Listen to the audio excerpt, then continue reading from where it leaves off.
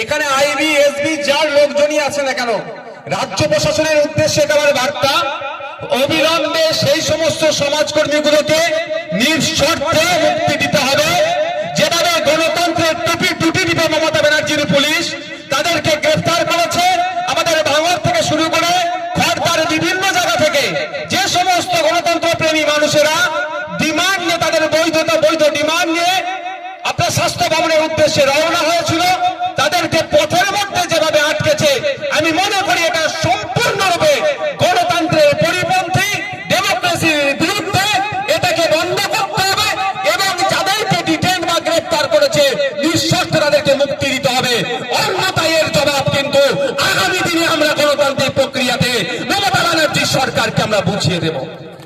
আপনারা ভাবতে পেরেছেন কিছু লোকজন আসবে এসে স্বাস্থ্য ভবনে কি দুর্নীতি হচ্ছে দেখতে পাচ্ছেন তো ভাই? এমন সেলাইন দিয়েছে মানুষ মারা গেল, যে সেলাইনটা অলরেডি কর্ণাটকের সরকার ব্যান করে দিয়েছে, যে ওই সেলাইন আমরা নেব না, সেই সেলাইন আমাদের রাজ্যে চলছে।